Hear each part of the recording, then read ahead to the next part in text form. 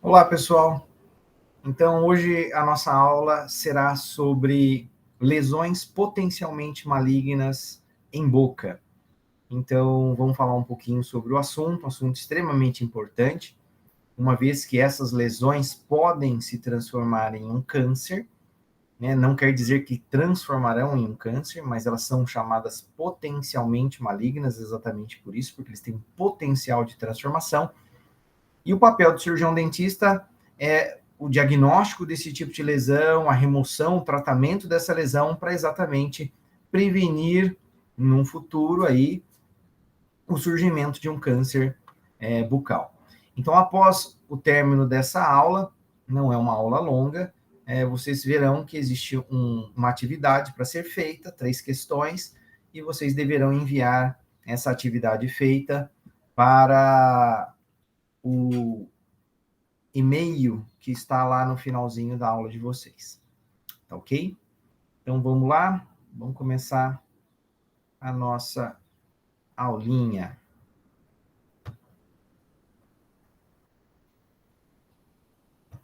Compartilhar aqui.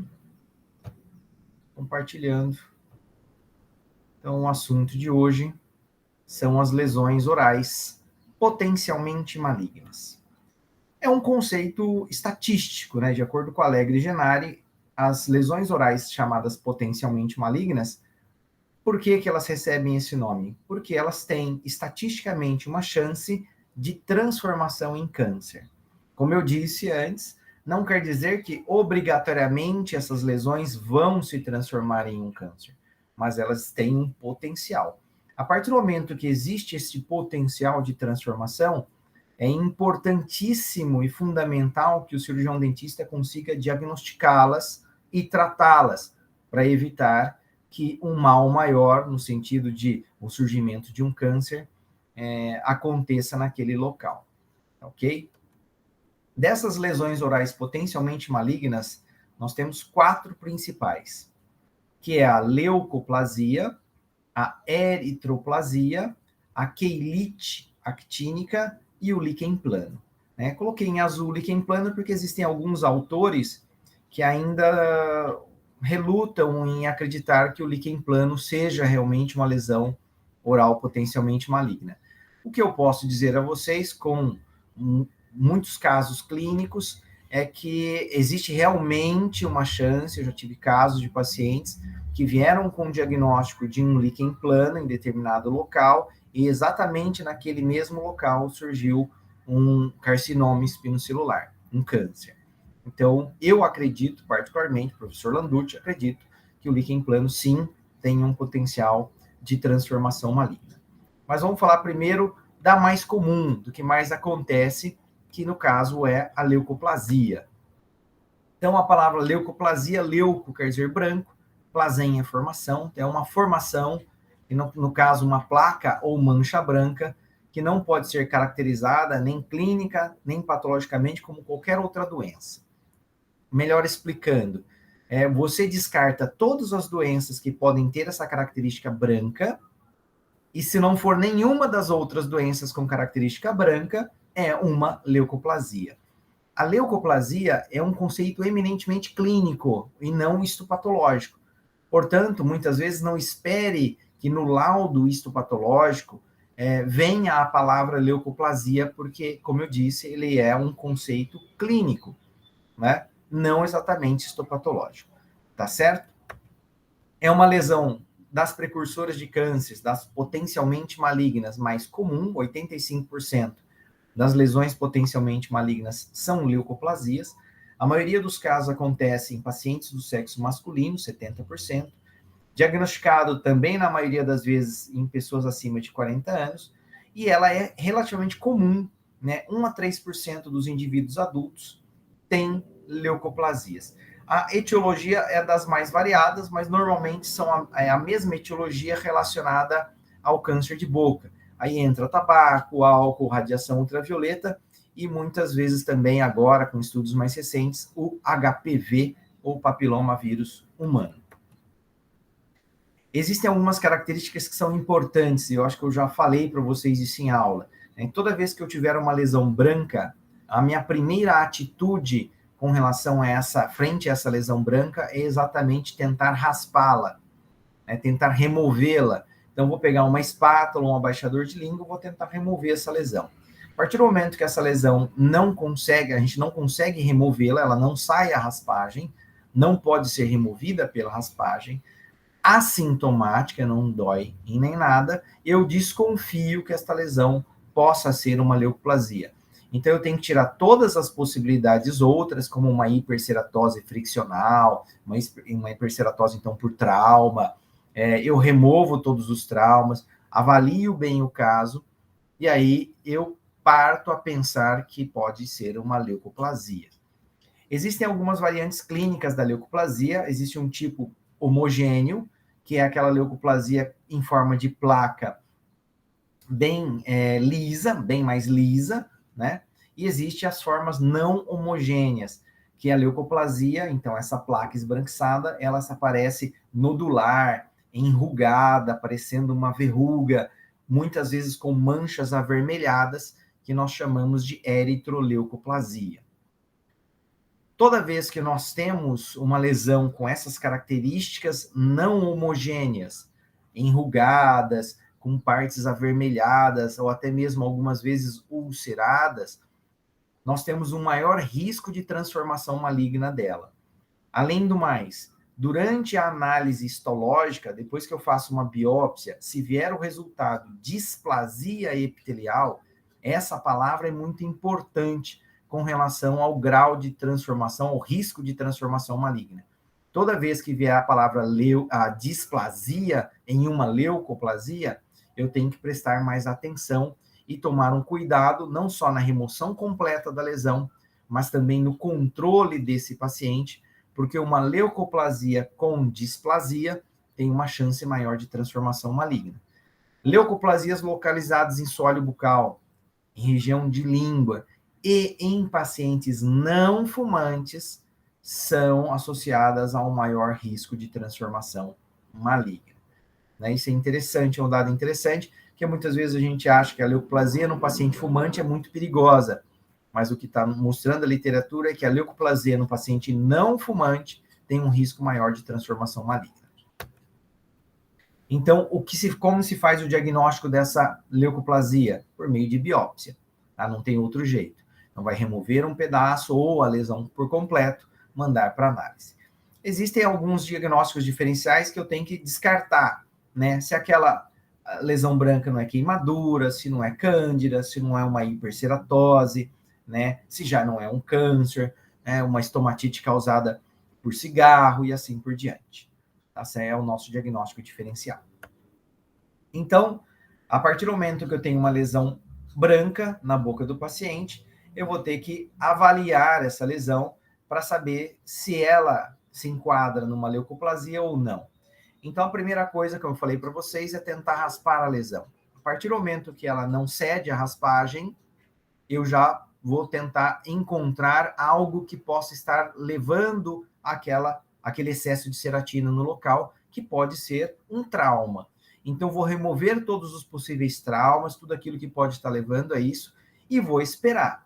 Então, eu elimino essas possíveis causas, espero de 2 a 4 semanas. Se a resposta foi favorável, ou seja, desapareceu o problema, então, ótimo, foi resolvido, o diagnóstico era esse, é uma hiperceratose muitas vezes por um trauma, resolvido. Agora, se eu esperei de 2 a 4 semanas e não houve melhora, mesmo após eu alisar a restauração, melhorar a mordida desse paciente e tal, eu parto para biópsia.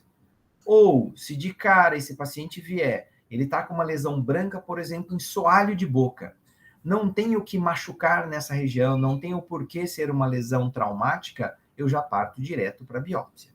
A partir do momento que eu fiz biópsia, não deu nada, não deu displasia, deu uma hiperceratose por trauma, ótimo, eu resolvo o problema. A partir do momento que deu uma leucoplasia, sim, com todas as características de uma leucoplasia, mas não tem displasia, o tratamento é a remoção completa, se possível, daquela lesão, e vou ficar acompanhando esse paciente de 6 em 6 meses ou de 12 em 12 meses por toda a vida dele.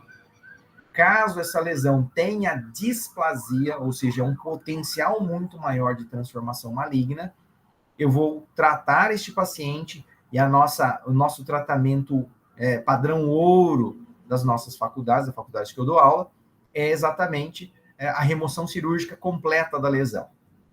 E vou acompanhar esse paciente inicialmente de 3 em 3 meses e depois posso até passar para 6 em 6 meses ou até 12 em 12 meses por toda a vida do paciente. Ok? Então, um exemplo de leucoplasia, né? Um paciente meu, no caso, né? Um paciente que apareceu com essa leucoplasia. Percebam que não é uma leucoplasia plana, lisa, ela já tem locais rugosos, tá ok? Fizemos anestesia no local, passamos e fizemos a remoção completa da lesão. Então, ela ficou assim, né? Depois ainda tiramos essa outra partezinha aqui e mandamos para a análise do paciente, sutura, encaminhado para análise. Um outro exemplo de uma eritroleucoplasia, a palavra eritro quer dizer vermelha, então é uma lesão que tem a partes avermelhadas e partes brancas. Toda vez que nós tivermos uma lesão com partes avermelhadas e brancas, ela é uma lesão mais perigosa, ok? Para a transformação maligna. Uma outra bem extensa, com áreas também um tanto avermelhadas, e a eritroplasia. Então, aquilo que nós falamos é a leucoplasia ou a eritroleucoplasia. Agora, nós temos uma outra que é a eritroplasia, que, neste caso, ela tem um potencial de transformação maligna maior ainda do que a leucoplasia. Não é tão comum quanto a leucoplasia, mas ela é muito mais perigosa, porque agora a lesão está avermelhada. E esse avermelhamento não é exatamente porque houve só um aumento de vasos sanguíneos na região, mas principalmente porque o epitélio está mais atrófico. Então, as células estão tão alteradas que ele fica com uma camada fininha de tecido epitelial. E aí transparece os vasos sanguíneos do tecido conjuntivo. Então, assim como o conceito da leucoplasia, a eritroplasia, você tem que excluir todas as lesões que são vermelhas, e se não enquadrar em nenhuma das lesões vermelhas conhecidas, ela cai com esse conceito de eritroplasia. Ok? Então, a causa ainda é desconhecida, acredite esteja relacionada igual a leuco, a tabagismo, a etilismo, a HPV e assim por diante, e ele vai aparecer como uma mácula, uma mancha avermelhada, normalmente assintomática, mas eu já tive casos de pacientes que sentiam uma ardência no local, normalmente também bem demarcada, com uma característica mais aveludada e macia. Há um predomínio dessa eritroplasia em pessoas do sexo masculino, na região de soalho bucal, palato mole e língua, são os locais mais comuns. E eu vou falar para vocês, mais comuns de tudo é a região de palato mole. Palato mole, realmente, ele é bastante comum, esse tipo de alteração. Ok? A eritroplasia, quando você faz uma biópsia nessa lesão, 90% delas já tem uma displasia severa, já tem um carcinoma in situ. Ou seja, a maioria das eritroplasias, quando feitas as biópsias, já apresentam o início de um câncer. Mesmo não sendo invasivo, já tem o início de um câncer. Ok? Diagnóstico diferencial, quando nós encaminhamos essa peça, são mucosites, candidose eritematosa, lesões vasculares, alterações vasculares e sarcoma de Kaposi. Então, um exemplo da eritroplasia, né? Esse é um exemplo de eritroplasia. Aqui, bem nessa região de palato mole, do paciente. Ficou intensa aqui agora, peraí. Isto. Outra, né? Eritroplasia, nessa região. E aqui, a eritroplasia que foi removida, né? Essa eritroplasia foi removida. No caso aqui, né, com a ajuda de um bisturi descartável, bisturi elétrico descartável. Então, a peça e o bisturi elétrico descartável. Então, a cicatrização do local e depois de resolvido o problema. Neste caso, já existia um carcinoma in situ e o paciente foi encaminhado também, mesmo você tendo removido por completa a lesão, foi encaminhado para a oncologia. Uma outra lesão potencialmente maligna é a queilite actínica. Então, a queilite actínica afeta principalmente o lábio inferior, né, por causa do actinos. Actinos é sol. Então, uma inflamação em lábio inferior, principalmente por causa da radiação ultravioleta do sol. E ela tem uma causa de transformação maligna, na verdade, em grande quantidade de casos. 6 a 10% é uma porcentagem alta de transformação maligna. Portanto, é uma lesão muito perigosa. Afeta principalmente homens brancos, região de vermelhão do lábio inferior, e aparece como áreas algumas vezes avermelhadas, algumas vezes esbranquiçadas, com ulceração e fissuras. É um local que normalmente a pessoa fala que fica sempre fissurando, né, e sangrando e doendo a região. Então tem muita ardência, muito ressecamento e descamação no local. Então um exemplo dessa queilite actínica é uma lesão perigosa que tem que ser observada. Uma das coisas que acontece é o vermelhão do lábio fica pequeno, né? E que é, no caso, uma atrofia desse vermelhão de lábio. E com essas lesões esbranquiçadas, ó. E até são um pouquinho durinhas, né? Vamos dizer assim, firmes à palpação. Então, olha como o vermelhão do lábio está atrófico. É uma lesão importante, né? Cujo tratamento padrão ouro para nós é exatamente a remoção cirúrgica desses locais. Então, esses locais que estiverem mais endurecidos, locais que estiverem mais com dor ou fissuras, é um local que nós devemos remover e encaminhar para a análise histológica. E o líquen plano, por fim, a última das lesões potencialmente malignas. Coloquei como um ponto de interrogação, porque muitos autores não consideram exatamente uma condição cancerizável. Ela tem uma etiologia, acredita-se hoje, que imunológica, ou seja, uma doença autoimune, afeta aí uma quantidade grande da população, 0,1 a 2%, é muita gente, é muito comum até esse líquen plano, e ele vai se localizar em várias partes da boca, podendo principalmente apresentar na gengiva, na mucosa jugal e na língua. Faz-se o diagnóstico por meio de biópsia, tá ok? Então, aqui são exemplos de líquen plano. É uma lesão, então, que tem essas estrias branquinhas aqui, parecendo uma renda, né, ou muitas teias de aranha, chamadas de estrias de Wickham, tá? Então, essas chamadas estrias de Wickham são características do líquen plano. Então, aqui, ó, mostrando, parecendo para vocês uma renda, um rendilhado, que é característica do líquen plano. Então, remove-se uma parte dessa lesão, faz-se uma biópsia incisional, encaminha-se como um diagnóstico possível líquen plano, e o resultado no histopatológico vem dizendo para você líquen plano. Pode ser que em alguns casos haja necessidade de se fazer uma imunistoquímica, mas muitas vezes não há necessidade, já se consegue um diagnóstico com uma biópsia só simples, né? Então, das lesões potencialmente malignas, para vocês, são essas daí. Então, falei para vocês que seria uma aula rápida, né? E eu coloquei algumas atividades aí sobre esses tipos de lesões, esse assunto. Então, descreva as características da leucoplasia mais associada ao risco de transformação maligna. Defina o que é uma eritroplasia, de acordo com a Organização Mundial de Saúde. E descreva as características clínicas da queilite actínica. Mandem as respostas para o landucci.lf@gmail.com, né? E o prazo de entrega é no período da aula de vocês. Portanto, se vocês encaminharem essa atividade fora do prazo da aula, porque ela tem que ser feita como atividade de aula, não vamos aceitar e vai contar como falta no dia da aula na disciplina, ok?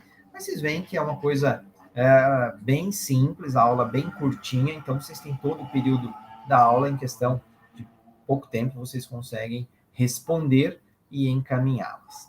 Muito bem, muito obrigado. E a próxima aula, que vai ser presencial para vocês, só essa daqui que é online, né, gravada, será sobre câncer bucal. Portanto, não faltem a aula presencial sobre câncer bucal, que é muito importante. Tá bom? Muito obrigado, pessoal. Vamos aqui parar essa apresentação e parar a gravação. Obrigado, até a próxima aula com vocês. Um abraço.